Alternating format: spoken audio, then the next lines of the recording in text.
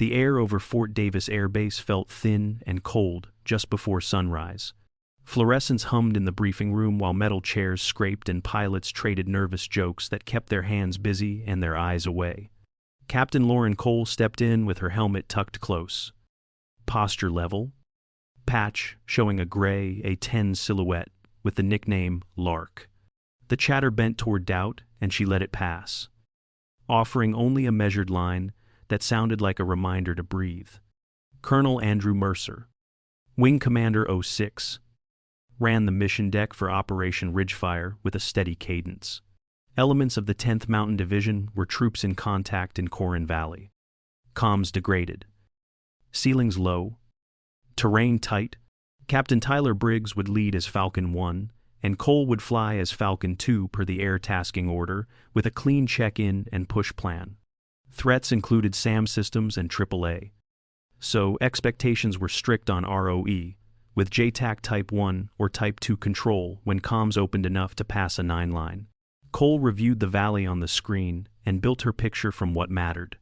Awareness would live on RWR tones, TGP eyes on the ridges, and saddle tracks that might flicker in the folds. She noted terrain masking, set personal limits in her head, and pictured a disciplined game plan that favored short bursts and clean egress. Around her, the room rode the edge between swagger and concern while she stayed still. The day would decide who brought people home. In her mind, the answer was simple. Discipline wins in the end. Textbooks do not panic.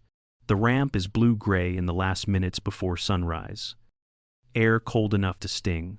Captain Lauren Cole walks the line at 5:40 a.m.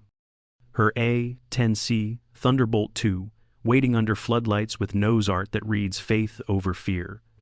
Tech Sergeant Morgan Parker meets her with forms and a nod that says it is time to work. They start at the left wing and move clockwise while the base stays quiet around them. Hydraulics A and B show steady. Control surfaces move free and correct.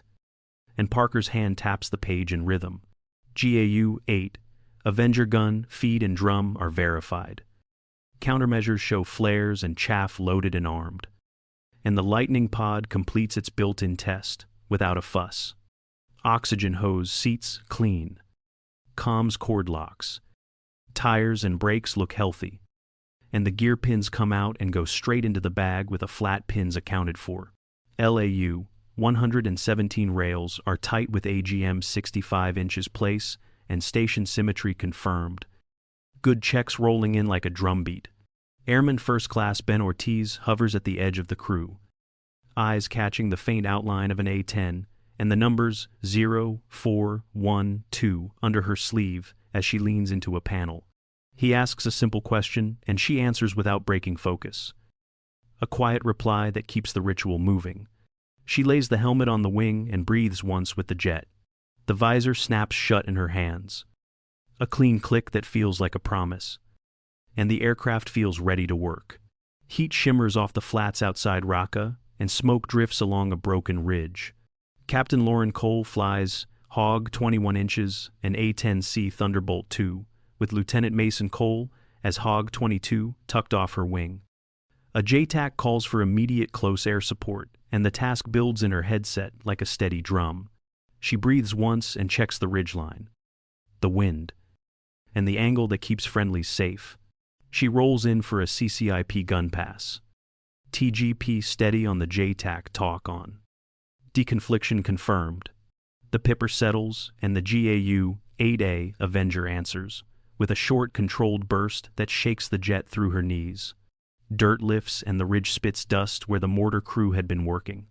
JTAC comes back with good effects and a request to continue. RWR and ALR 69 spikes stack on the scope, and a launch alert follows from sensors and a sharp call in the flight.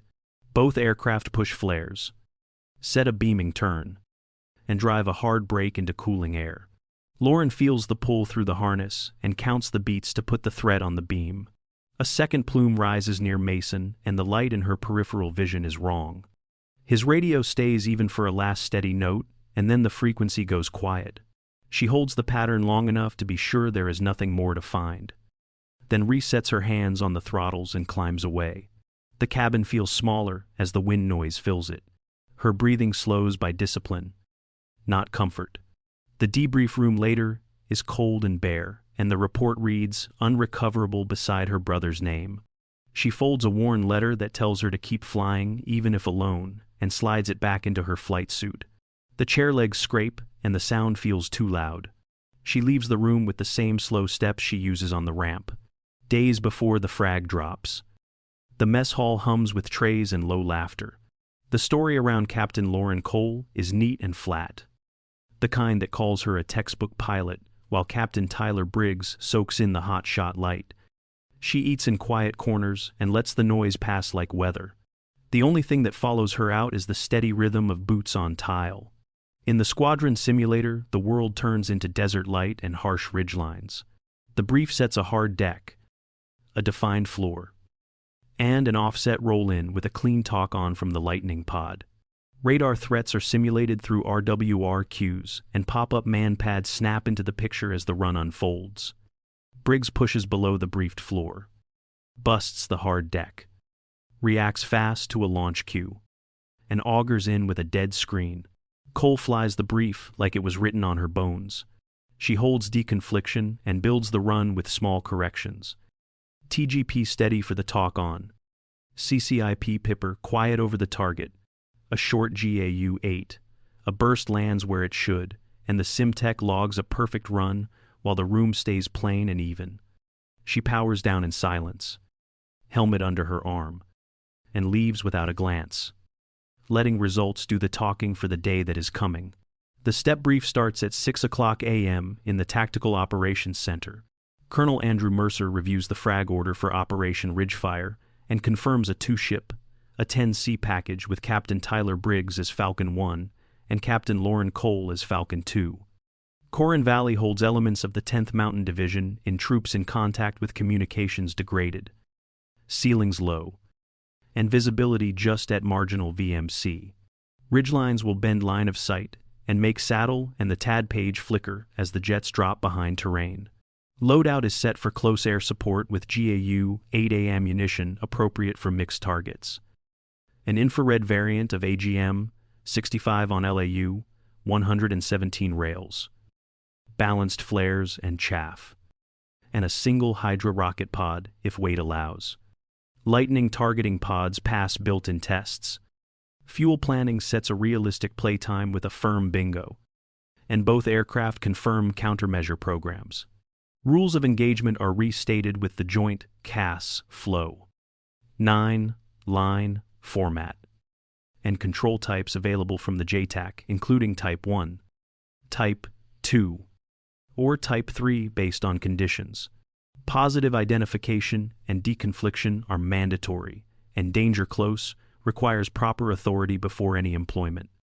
Airspace coordination includes Army air routes and medevac windows.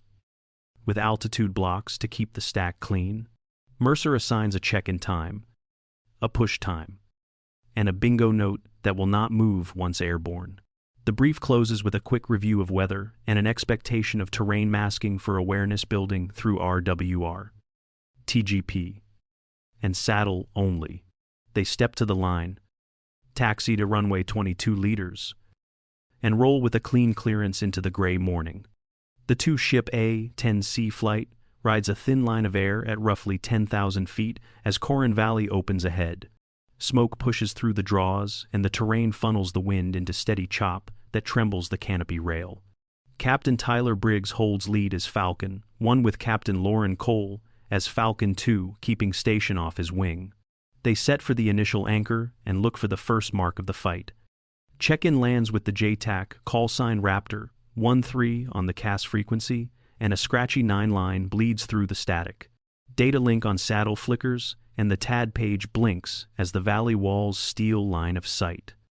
So both pilots build the picture by habit and timing. Friendly locations are confirmed. Target description is short and tense. And restrictions hold until control type firms up. The stack adjusts to hold deconfliction while the valley moves under the nose. A search radar spike scratches across the RWR near grid Bravo 9 and the cockpit gets very small. A launch warning hits hard, and both jets roll to a defensive brake with flares pumping into the slipstream. The first plume slides past Cole's right wingtip and vanishes into haze. The second rips into Falcon 1, and the right engine blossoms, with fire that gives the only answer it has. Falcon 1 is out and a chute blooms as the air settles into a hard quiet. Colonel Andrew Mercer acknowledges the punch and directs SAR to the beacon, while Raptor 1-3 pleads for immediate suppression for troops in contact.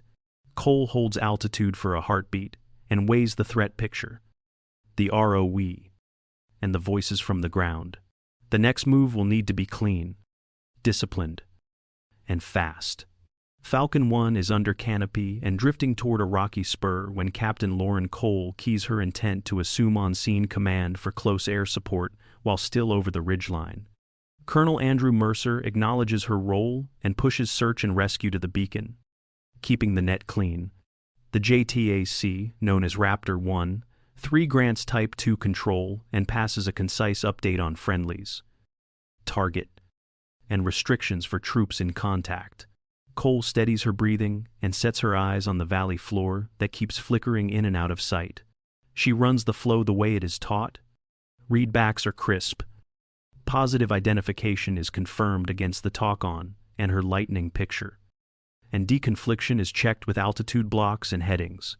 Danger close authority is held in reserve and only taken if the geometry forces it. She selects EGPWS terrain inhibit for the run. Briefs her own plan quietly in the cockpit. Heading 200 to the target. Floor at 200 feet. AGL. Left brake on egress into the shadow of the ridge. Awareness lives on RWR strobes. TGP contrast. And saddle tracks that blink at the edge of terrain masking. Not on any air-to-ground radar. She checks countermeasure programs, sets the gun for a short controlled burst, and confirms an infrared Maverick is available for a moving follow on target. The throttle comes forward and the nose lowers until the ridgeline rises like a wall. She chooses discipline over fear and locks onto the single promise she carries, that she will not leave while they are still breathing. In her headset, the cadence of cleared hot, off, left, dry. Continue. And good effects will be the only music that matters. Captain Lauren Cole drops into Corin Valley with the nose just below the ridgeline and the altimeter unwinding toward 200 feet AGL. She selects terrain inhibit so the warnings stay quiet through the pass and slides the throttles forward until the jet feels alive in her hands. The plan is clean and simple in her head. Mask behind terrain. Roll out on heading. Shoot once. And leave fast. She steadies the CCIP pipper with small trim nudges and checks the talk-on against her lightning picture. Friendlies are confirmed, and deconfliction holds with the stack as the valley opens like a dark chute. RWR cues tick in her headset, and the dispenser is ready if the sky gets hot. The target sits under loose netting halfway up a slope. Muzzle flashes faint in the haze. She squeezes for a short controlled burst, and the GAU-8 Avenger spools to about 3,900 rounds per minute. The rattle climbs through the stick and into her forearms, and the hillside shreds where the pipper sat. She rides the recoil for a breath, then banks hard for a 3 to 4G left brake, and the jet knifes back into shadow. Fuel looks good. Hydraulics show cautions within limits. Countermeasures count steady. And the headset fills with good effects, followed by continue. Off, left dry. She resets outside the ridge and lets the throttles breathe for a moment. The entry heading comes back on the compass card as if it never left. Smoke thins, and the ground fire slackens while figures start to move from cover. She takes one slow breath and lines up the next run. Captain Lauren Cole resets at altitude, where the air feels thinner and clean. Her right hand selects an infrared AGM-65 on a LAU 117 rail, and she ties the seeker to the lightning pod with a tight bore sight. The JTAC has talked her onto a moving heat source along the valley floor, and she slews the crosshairs until the track holds. RWR cues tick at the edge of hearing, while terrain masking keeps the picture simple, and she keeps flares ready on the dispenser. She refines the aim and confirms positive identification against the talk-on and her pod image. Deconfliction holds with altitude blocks and headings, and she takes the shot with a steady rifle. The jet stays level through the handoff, and she flies the egress as briefed with a smooth pull toward the shaded side of the ridge. Fuel sits healthy. Hydraulic cautions glow amber but stable, and the countermeasure count is right where she left it. The impact rolls through the valley like a door slamming shut, and dust lifts across the slope.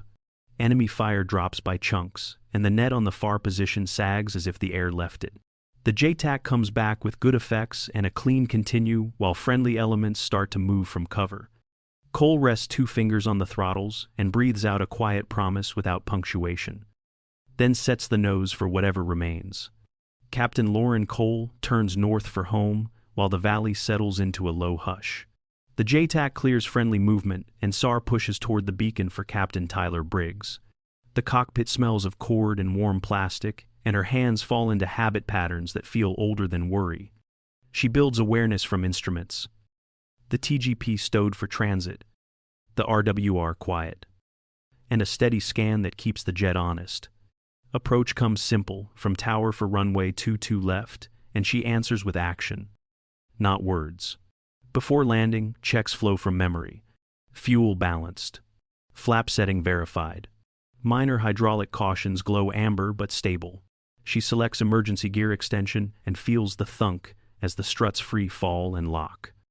3 green steady. Airspeed sits where she wants it, and the nose tracks clean on a long final. The throttles settle into a fine hum, and the sync rate steadies as the numbers slide under the nose. Touchdown is firm and straight. She raises the nose just enough for aerodynamic braking and holds centerline with small feet on the pedals. Deceleration comes on smoothly, and the engines spool down as if they are relieved too. The radio gives a simple taxi instruction, and she rolls clear without hurry. When the parking brake sets, the quiet lands like weight. The airframe ticks as it cools, and the sweat at her temples finally feels cold. She sits still for one breath longer than usual and lets the honest fatigue move through her without a fight. Chocks are in, and the safe side of the ramp feels like steady ground again. Captain Lauren Cole cracks the canopy and warm air rolls out while the engines tick themselves quiet.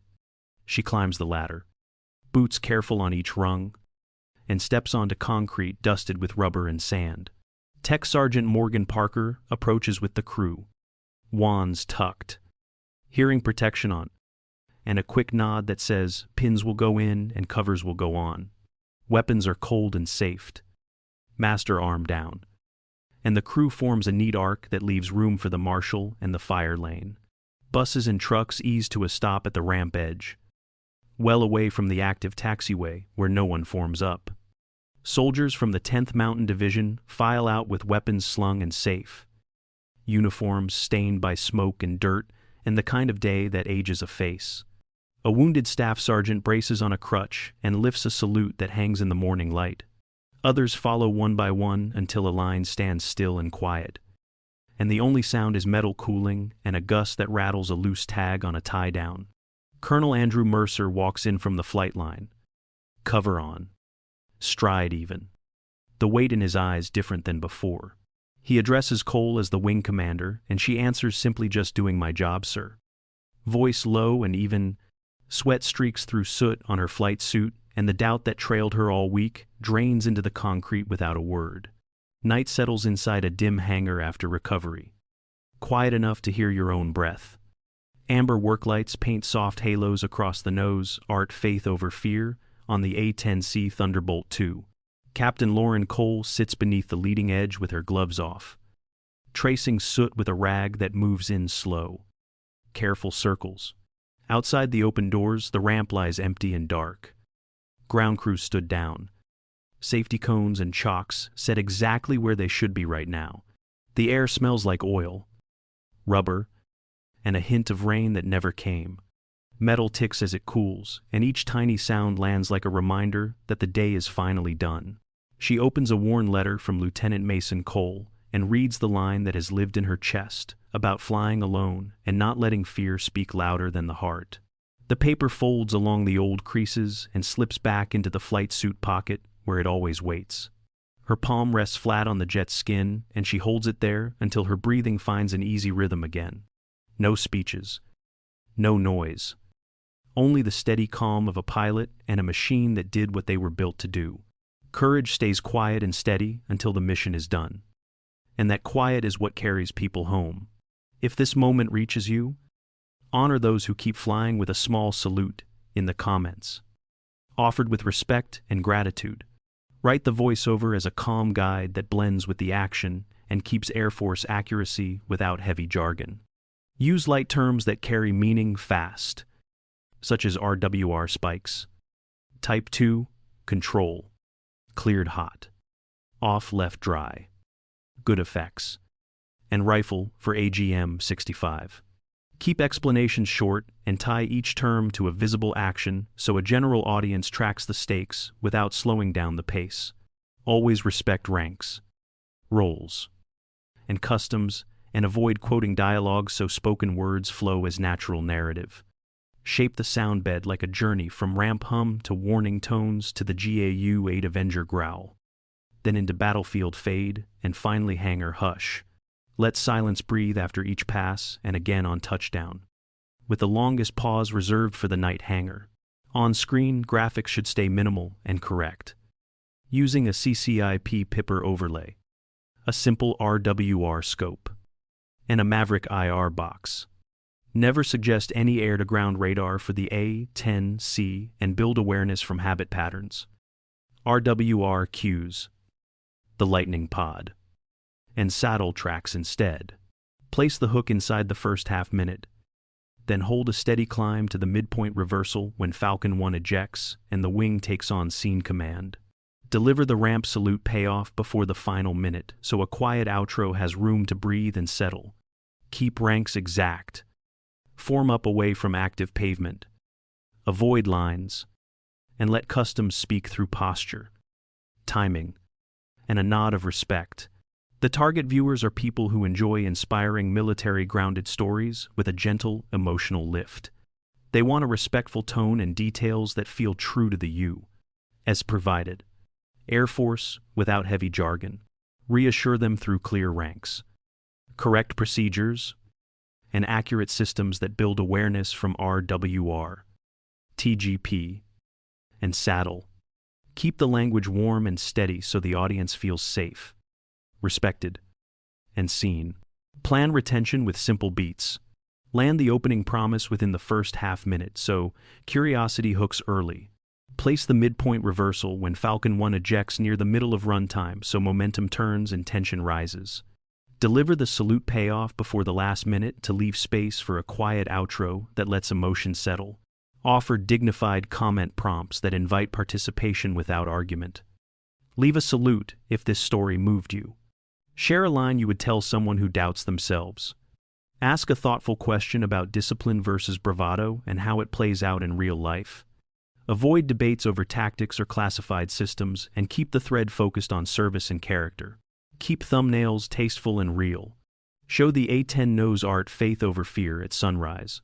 Try a visor reflection with a CCIP Pipper. Use a simple silhouette of the jet over a valley. Keep on-screen text under 7 words so the image does the work. Close with a short CTA that invites sharing to honor service. Encourages subscriptions for more quiet courage stories. And thanks viewers without hype. Maintain customs and courtesies. Avoid dialogue punctuation. And never imply the A-10C uses an air-to-ground radar. Open inside the first half minute at Fort Davis Air Base with the room of metal chairs and the line about textbooks not panicking, landing as a quiet hook. Flow into the briefing where Colonel Andrew Mercer frames Operation Ridgefire and assigns Captain Tyler Briggs as Falcon 1, with Captain Lauren Cole as Falcon 2. Keeping ranks exact and language clean. Slide to the ramp ritual with Tech Sergeant Morgan Parker and Airman First Class Ben Ortiz so the audience feels the tactile checks that anchor trust before a flight. Cut to the Rock of Memory where Hog 21 and Hog 22 answer a JTAC call. Build a CCIP gun pass with the GAU-8A. And react to RWR spikes and a launch cue as the letter becomes the quiet anchor that explains why she flies the way she does. Return to present day with mess hall rumors and the simulator where Briggs busts the hard deck and Cole flies the brief to a perfect run. then step straight into the 6 o'clock a.m. step brief with the frag. Row. And a realistic A-10C loadout. Keep every system reference accurate by building awareness from RWR, TGP, saddle, and terrain masking. Never from any air to ground radar. Map the ingress to Corin with a saddle flicker, an RWR spike, a hard launch warning, Briggs ejecting, and Cole assuming on-scene command. Follow with the first CCIP gun pass and a clean good effects call. Then the Maverick employment with the brevity word, rifle, and a steady egress. Close the arc with RTB. Emergency gear extension. The ramp salute staged off the active surface. And the night hangar letter. Maintaining JTAC control types and brevity without punctuation marks. Keep the tone cinematic and steady. Favor short sentences, tactile detail, and seamless handoffs, so editors and narrators can follow the beats without friction. We kept the story aligned to Air Force reality while preserving its quiet heart. Ranks and roles stayed precise with a colonel as wing commander, captains as aircraft commanders, and tech sergeant with airman first class on the line. Customs and courtesies were shown on the safe side of the ramp with no formation on active pavement. The tone remained respectful so the human weight could carry the scenes.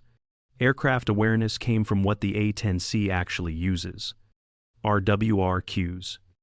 The lightning targeting pod. SADL tracks. And terrain masking framed every decision with no hint of any air-to-ground radar. CAS language stayed clean and real with cleared hot. Continue. Good effects. Off left dry. And rifle for AGM-65. JTAC control types were used as conditions allowed and never as window dressing.